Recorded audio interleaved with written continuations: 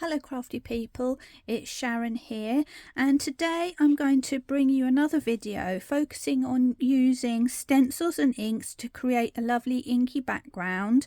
And we're also going to learn how to create this tree, which is quite special because the tree itself is bare, it has no leaves, and we're going to learn how to add the stamps to make it look like a flowering tree for the summer.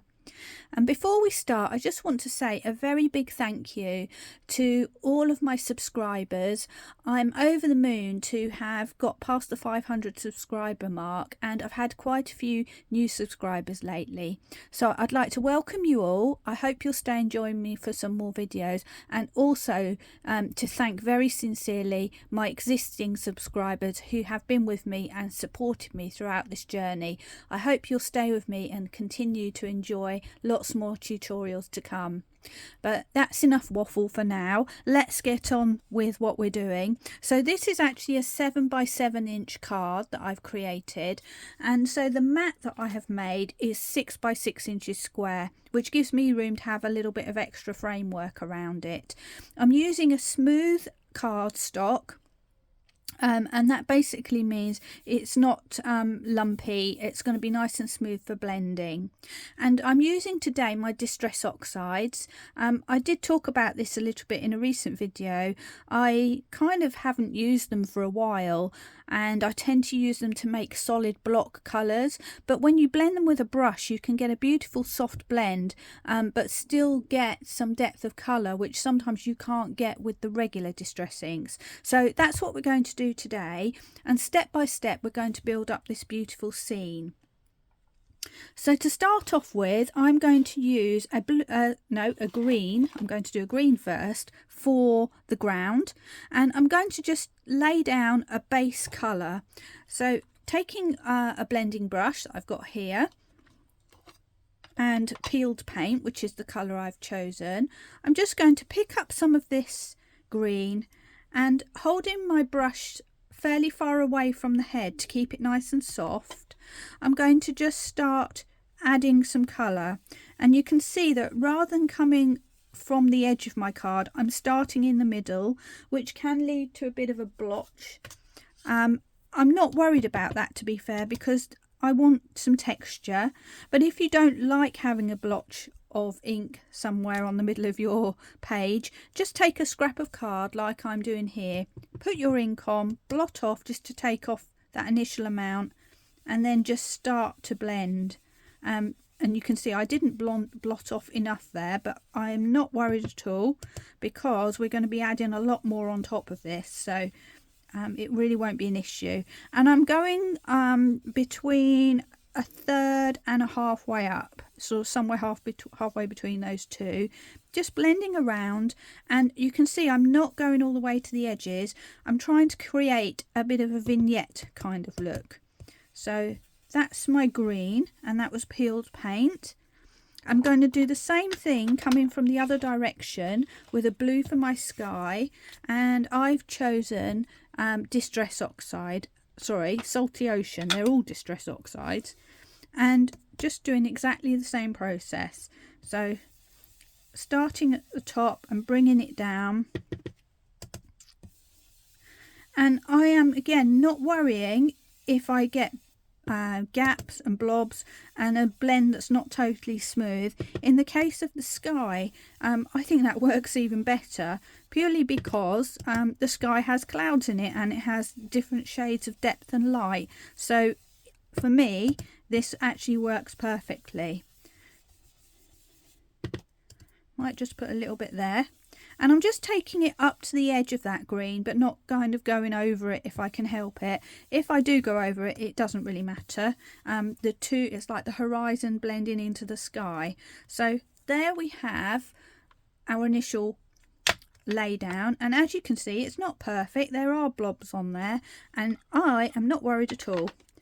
So let's put those to the side for a minute. I'm now going to bring in a stencil, and this stencil from Lavinia is my favourite at the moment for these kind of scenes. And I think it's because they look like leaves and it makes me think of spring and everything blossoming. And I'm going to add some texture just to the top of my initial lay down of ink. And so I'm just going to lay my stencil across like this. And if you like, what you can do is just secure it with a little bit of tape, just so that your stencil's not going to move around whilst you're swapping between colours. It saves you having to hold it down so much.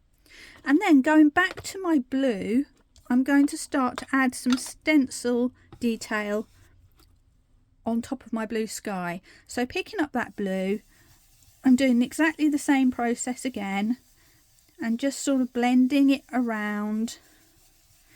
And what will happen is you'll see that there's slightly darker areas where I'm going over for a second time, which will leave a faint imprint of these beautiful leaves in the background.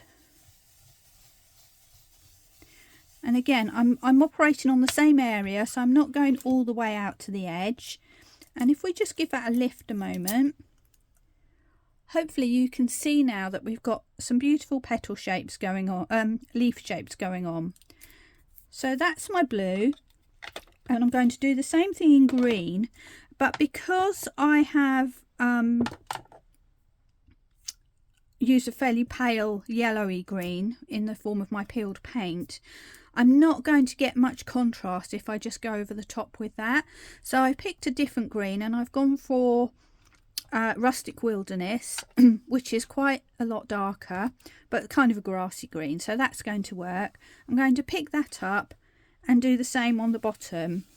And what's going to happen is it's going to blend with the colour underneath to create a quite softer green, but at the same time provide that contrast that we need in order to get that leafy pattern showing on the green area as well. And I am going to just go up a little bit beyond the borderline there, just to make sure I get those leaves all in there. Let's have a little lift and see what we've got. There, beautiful. Now if you're not happy with that, you can obviously add more, but I think we've got a nice bold print there, so I'm going to leave it at that and get my stencil out the way.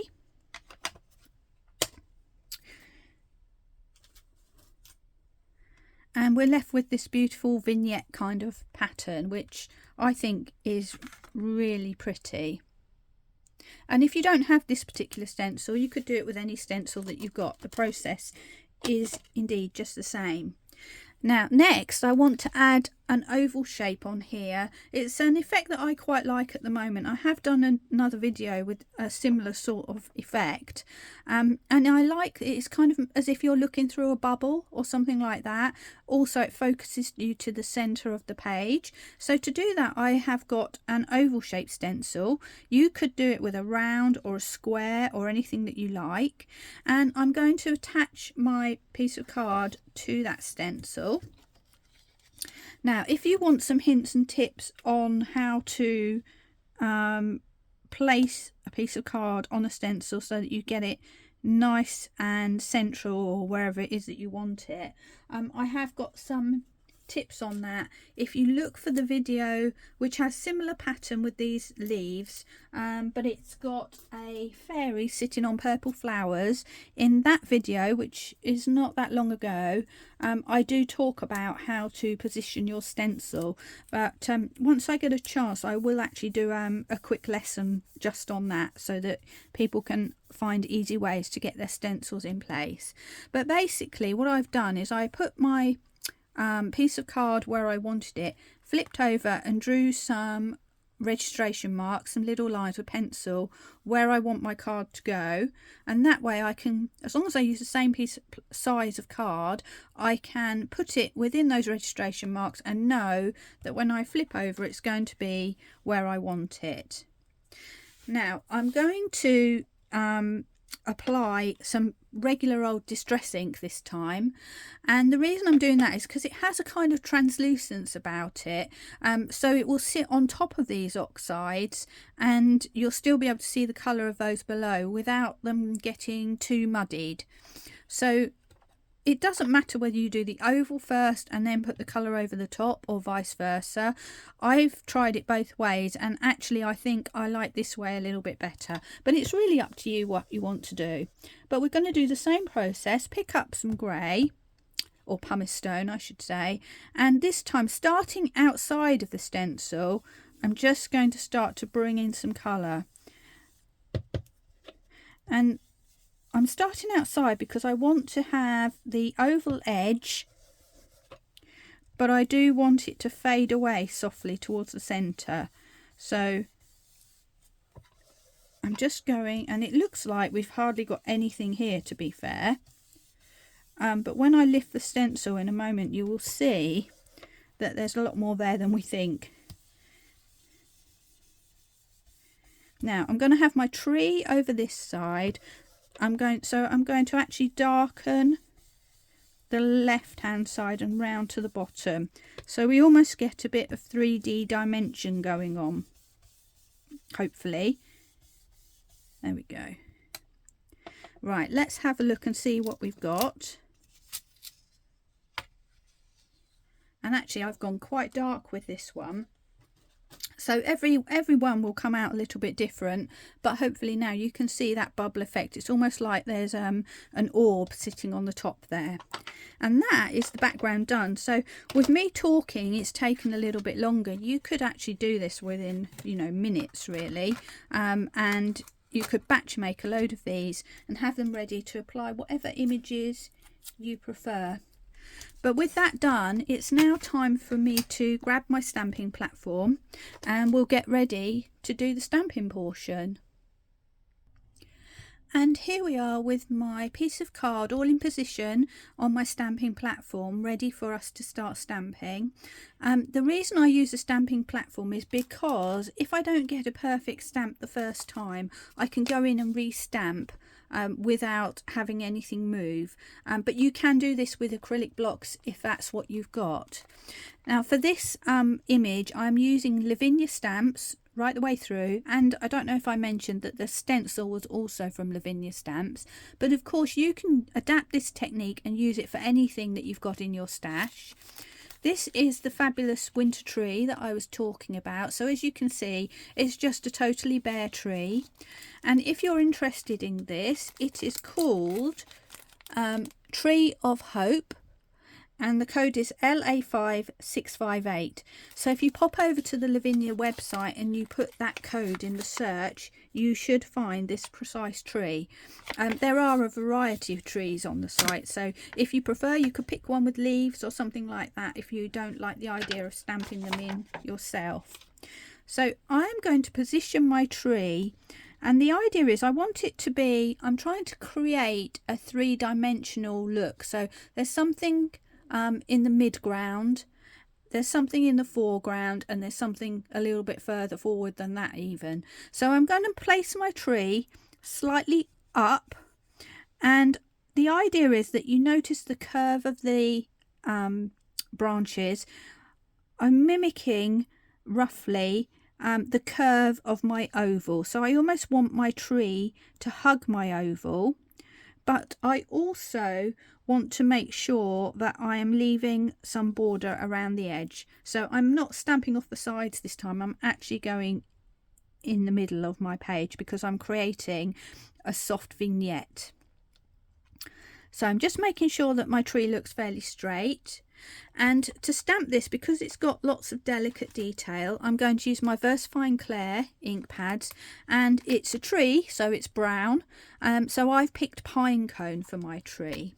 And actually everything that I stamp, I'm going to use this brown ink pad in terms of characters and things like that. So rather than the usual black, I'm going for a dark brown, which is very dark but just that little bit softer, hopefully to give the idea of daytime or you know, early evening, rather than, you know, a black silhouette in the dark.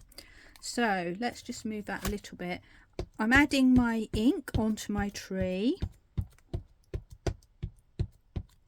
That's fine, and then I'm going to flip over and press down. And a good thing with VersaFine inks is just to leave them to sit there. Keep pressing gently, but allow them a second to actually just absorb into the paper, and that way you'll get a much better result. So let's pick up and see. And we've got our beautiful tree in place. Now I'm going to just give this a quick clean off, because this is very delicate.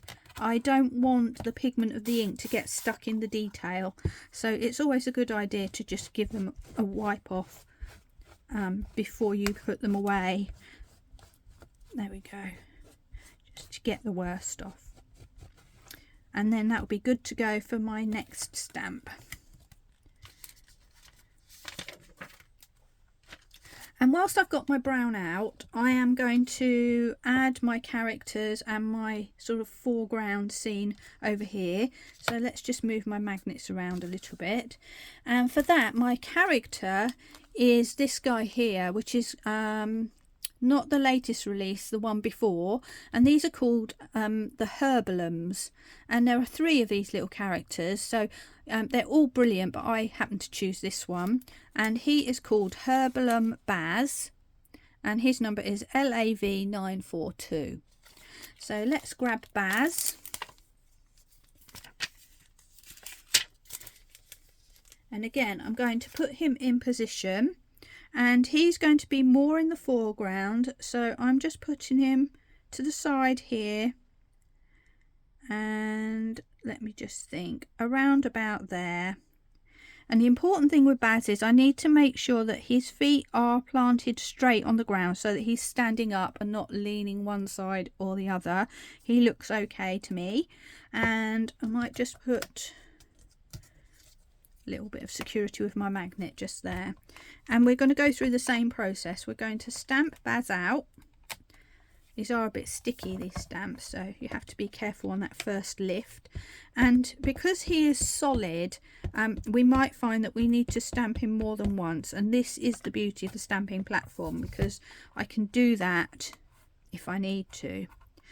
Alternatively, if you don't have a stamping platform and you're not happy with the initial stamp, you can actually correct it with a fine liner pen in a similar colour, or even a pencil, just to fill in any gaps that you might have missed. So let's pick up Baz, and he's come out pretty good. I don't know if you can see, he's got a few little white spots on him, so I might just give him another stamp. But actually in some ways he looks quite nice with a few little white spots. But there we go, we've committed now, so let's go and do it. So I'm just giving him a press down, and all good to go.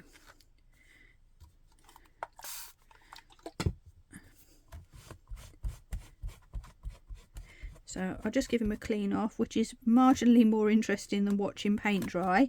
Sorry about that, but I do love my stamps, so I want to keep them all nice.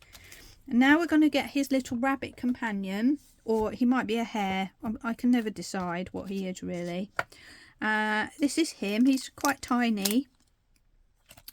And he is called Pippin Mini, and the number is LAV581. So again, pop that in the search and you'll get this tiny little guy.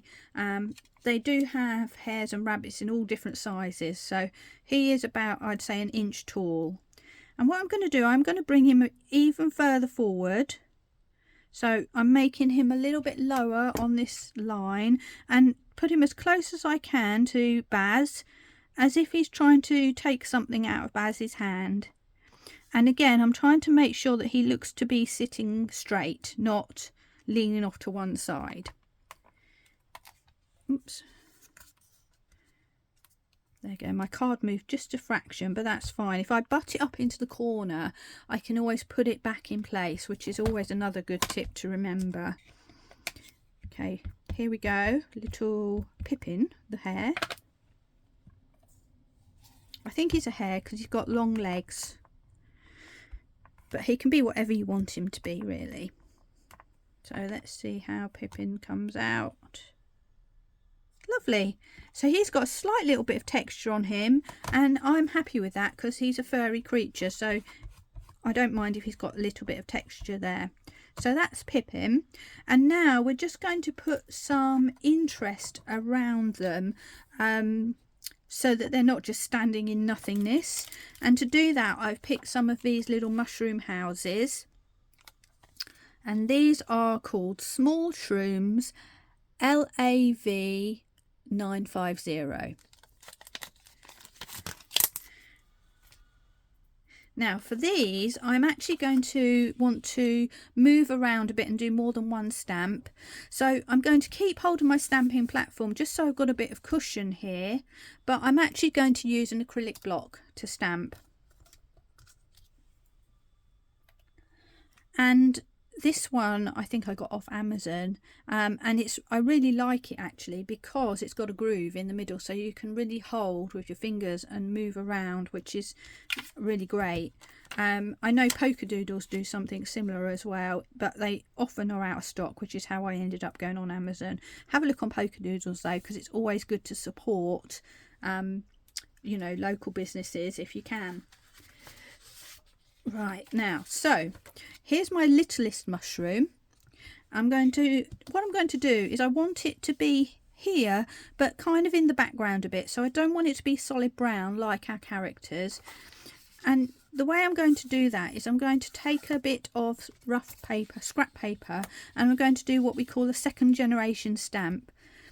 And basically all that is I take my stamp and stamp it up as usual with my ink, still using the brown, and I take off some of that ink by doing one stamp on a scrap of paper, and then I'm ready to go and place my mushroom in position. So I'm going to just put it sort of here round by the fork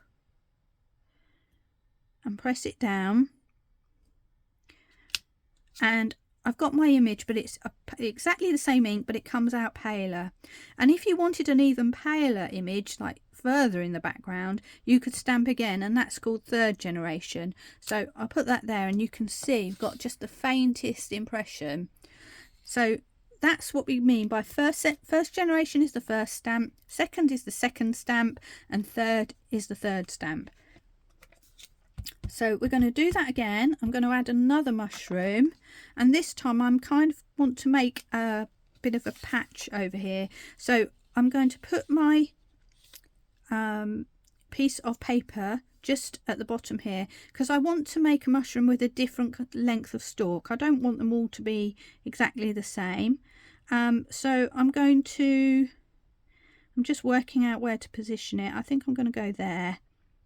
And I'm just going to press that down, and what we end up with, you'll see that half of this stalk will not land up on the page because it's protected by this piece of paper. There we go, we've got a shorter mushroom.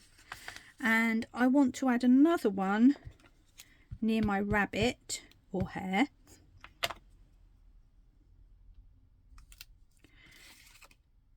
And I'm going to put that just sort of in the background here.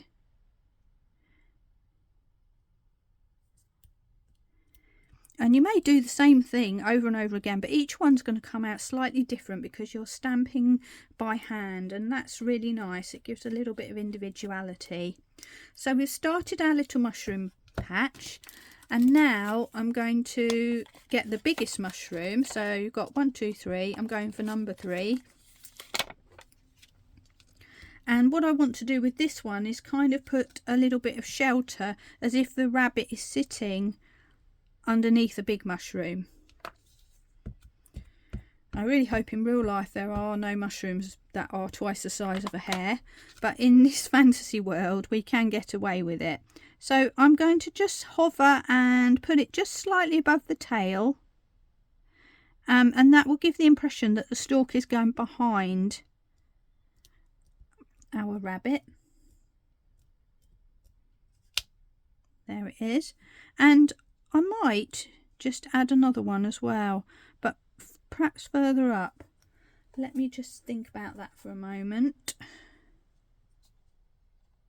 Do I want to? I think I do. So I'm going to stamp my mushroom.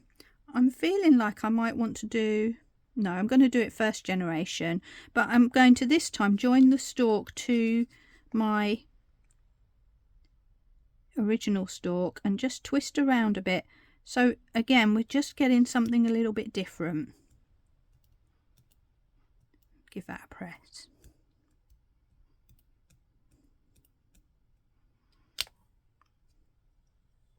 And if it doesn't quite join, I have got a brown pen here. I can just connect that and nobody will ever know. There we are. So that's our brown stamping dealt with. Next thing we're going to do is start to add some foliage to our tree. Now for my leaves, I have got this tiny little stamp which is 3 leaves sort of attached to a stalk, which I think is perfect for this job. And it's one that I've had forever, as you can see by the old style packaging, so it doesn't actually have a serial number on there. But I think if you look in the small stamps or type in leaves, you will find this or something very similar. I'm pretty sure that this exact one is still available to buy, so that's good to know. And I'm going to carry on using my acrylic block, because the idea is I want to turn this around. And we're also going to use first, second and third generation stamping. For my ink this time I'm going with a green, and I've got Rainforest, which is a nice dark green. And we're going to very simply start adding some leaves. Now it sounds scary, but it's actually quite a nice relaxing process once you get started. And the way I like to start is just to ink up and just find a branch somewhere, usually near the bottom, and attach some leaves. So I kind of get my stalk and just attach it somewhere on my tree. And there we have the first leaves. And then I'm going to make use of those second and third generation stamps just to add some fuzzy greenness around the area. And then we're going to ink up again. And I'm going to find another one to do. And what I'm going to do is I'm going to almost make this into a square shape on the side, so that it follows the path of my vignette. And I'm just going to use up that excess ink with my second and third generation stamping. And I think the key to remember here is to twist and turn so that everything doesn't necessarily look like it's all coming the same way.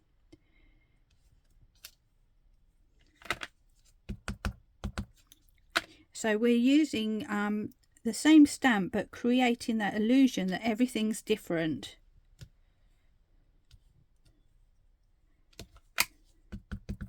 I'm just going to keep working my way around, and I'm going to skip the middle a little bit, and I'm going to come away and just start filling out some of the rest of the tree,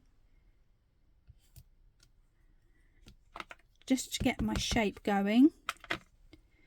And I can always come back and add more if I want to.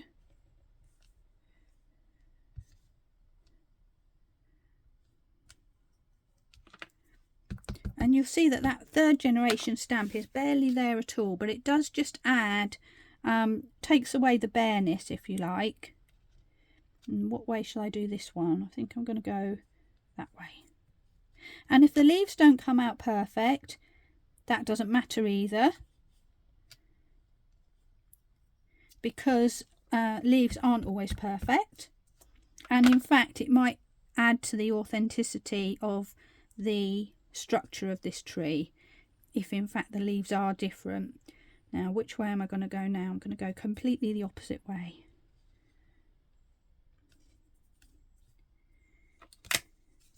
Oh, might use up the rest of my ink as well.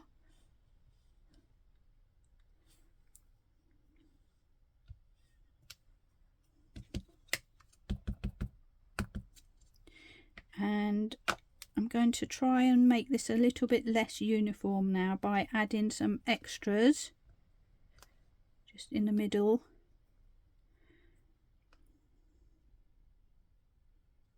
I think I'm going to make it almost come to a point over there.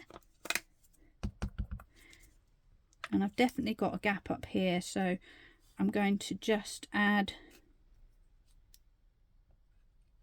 some more tree up there, leaves rather, fill in that middle area.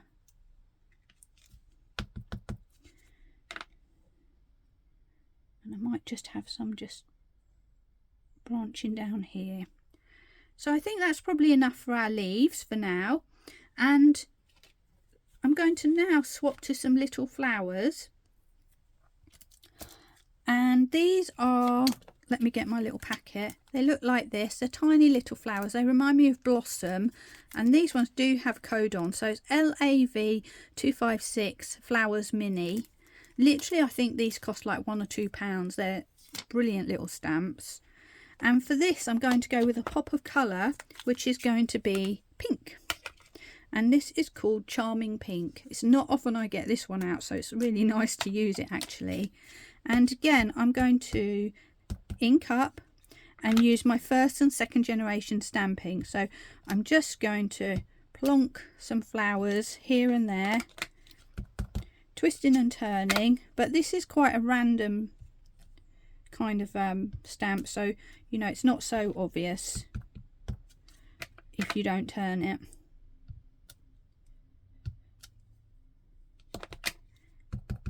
And this way we're gradually getting some lovely floral impressions going on,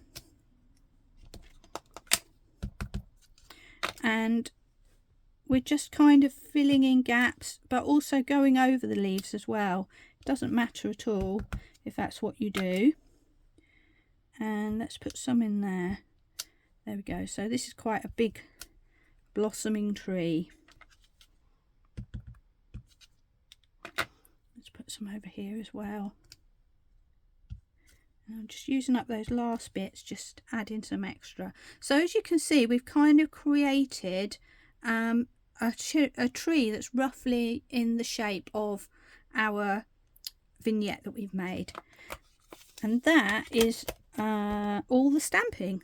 So we're all going on to the next stage, which is going to be adding some really easy finishing touches that really elevate your scene. I've done a quick tidy up, and now we're ready to move on with some fantastic, very simple little magic tricks that are going to take your image to a new level. So let's tackle this tree first of all. It's a beautiful tree, but it's kind of translucent at the moment, and we want to get some depth into that tree, get that tree trunk going. So I'm going to use some pencils. Mine are Ohuhu ones and they're oil based, but you could use any pencil that you've got. You just want a couple of different shades, or 3 shades in this case, and we're going to apply it direct to the card with no skill and no blending, so literally any pencil will work. And what I'm going to do is kind of just bring this tree forward, bring out that trunk, and looking at these lovely lines, I'm going to just start to colour into those areas. So starting with my lightest colour, I'm picking out the areas that I think are most likely to be in the light, and it really actually doesn't matter, to be fair, you just do whatever you want to do, but you can see here that some areas sort of look more forward than others, and I'm not doing any special blending, I'm simply applying the pencil onto the card. And then I'm going to find a medium one and carry on with the same process, and I'm going to go up into the tree boughs and just start to add something on there. And I can chop and change and come back to my paler one if I want to kind of show that some of these branches are poking out into the light. And because this is a pencil, we can get into all these little nitty-gritty areas without having to worry. There we go. And I'm just going to do that bit there as well. And then back to my medium.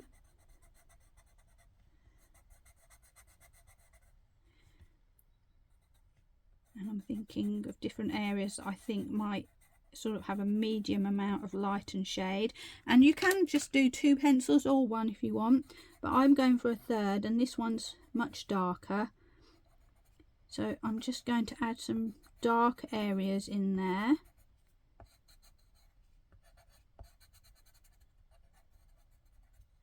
Which will give a little bit of contrast. And if I really want to get contrast, I can just go in and press a bit harder to emphasize that shade, and even add some contrast just where these little areas are weaving in and out of each other.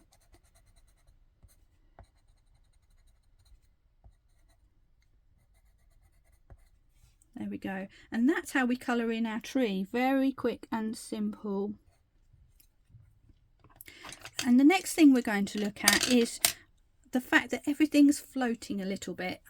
We've got a tree that's floating in the air. We've got people and characters and mushrooms that are sort of floating above, well, no ground at all, to be fair. So my trick for this is a lovely grey ink pad. In this case, I've got an Elements one, and it's called Graphite, but you can use any grey ink pad that you've got, and a thin stencil brush. This is a Lavinia size 3. Now, I don't know if you're familiar with Elements, but they are very, very juicy. So I'm going to get my little scrap of paper.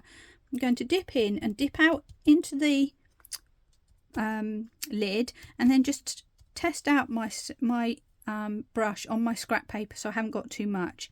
And then I'm going to put some ground in, and the way I do this is I hold my stencil brush in a relaxed way, and resting my hand on the floor, I just start moving my brush at a 45-degree angle across my paper. And you can see it's very soft to start with, but I can go in and add a little bit more as I feel more confident. And I'm going above the knee, above the feet of my character, my herbalum, because I want him to be standing on the ground, not sort of levitating above it. And I'm just taking a moment to make sure I pick up the ground for the other things, the rabbit and these mushrooms, so they're all sitting within that ground area. And because I've got my hand sort of resting on my table, I kind of get a nice arc rather than a dead straight line, which I think looks a little bit more natural. And then I'm going to do the same with my tree. So I'm going to just add, oh, I've made a big blotch there, but it doesn't matter. And I'm just doing the same thing, moving from side to side. Let's make sure I blot a bit more off this time. And I'm again going to go above the tree, just because I want the ground to go beyond where the tree is sitting. And if I like, I can just go and add a little bit of extra shadow, and the ink gradually wears away and gives a beautiful soft fade out. So now we have some ground for our characters, and it really is as simple as that. And now we're going to enhance that further with a little bit of doodling, which might seem fearful, but I promise you I'm not an artist. I can't draw a character or anything, but I can do this doodling. It's that easy. And today I'm departing from the norm, and I'm actually using a brown fine liner pen. It is my favourite brand, Unipin, and it's 0.5, but I'm going for brown to go with all my brown that I've got going on around here. And the first thing I'm going to do is just enhance this feeling of there being a floor by just going to my characters and adding a wiggly line to create a more solid ground line. And then I'm just going to add some extra squiggles back and forth to give texture to that ground line.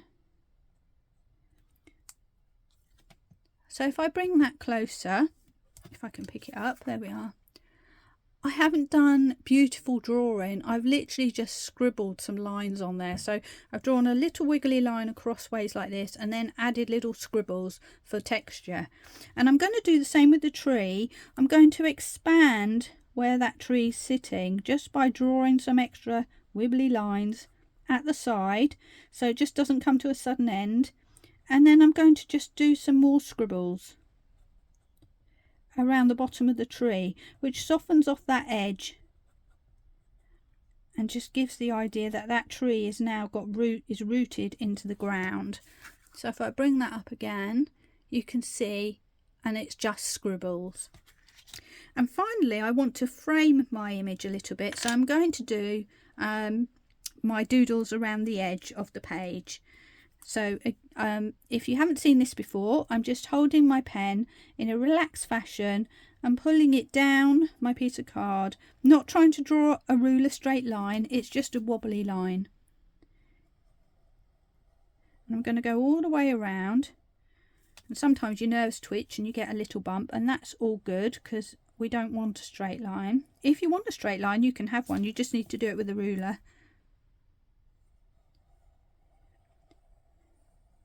There we go. And having got all the way around, we do the same thing again, but try to wobble in a different direction so that we get a slightly wider line with lots of little interesting nicks and nooks and crannies in it.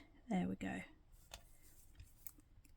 And I do this most of the time when I create things on, especially on white card, because it really does just add a little bit of a frame where you don't just think, oh, that's just coming to an end. It just gives it something that keeps your eye in the center here. And that is our image complete. So now all that remains is to mat this onto some card and we'll have our finished card for the day. For my card, I've chosen that I want to pick out the pink of these flowers to go with the matte layer that I'm going to put around the edge. So I've got this lovely sort of raspberry pink card. This came from Carnation Crafts. If you're looking for something similar, they have a lovely range of coloured cards which they tend to keep in stock all the time, so it's not limited edition or something like that. And the beauty of that is means you don't have to be afraid to use it, because you know you can get some more if you want to. It's a glossy card, so we need to make sure we get it stuck on properly, and I'm just using my wet glue for this, and which will give me the opportunity to wiggle it around a little bit, because I'm not always good at placing things straight first time. But you of course can use double-sided tape if you feel more confident with that. It's really a matter of personal preference. So there we go. I'm just putting my mat into the middle. That's my main image stuck on, and just give it a second to take. And hopefully you can see we've got sort of some cohesion between our pink flowers and the pink border. If you wanted, you could change for a green border or a blue border or even a brown border if you want to tone it down, shall we say. And then I've got my 7x7 inch card blank, and I'm simply going to mount it on there, making sure that I have got it the right way up before I actually commit to gluing. It won't be the first or the last time that I've made an upside down card, so it's always a good tip just to make sure you have got your card the right way around before you start to glue.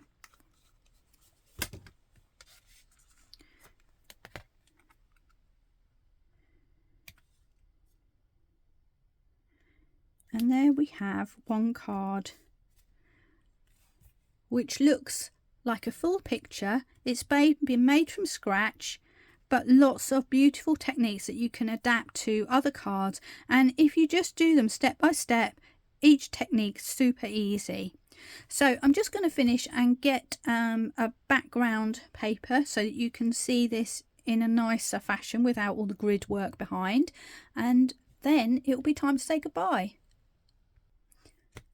And this is the final card for you. So that is a very quick and easy card. It's excellent for batch making. You can do it a lot quicker than the length of this video because you won't be talking about it all the time. And you can use this to adapt this scene, the background, the techniques for any stamps that you've got in your stash. So I hope you've enjoyed that today, and if you stuck with me this far, thank you very much for watching all the way. I hope you have have a great day wherever you are, and I look forward to seeing you back here again very soon. Bye!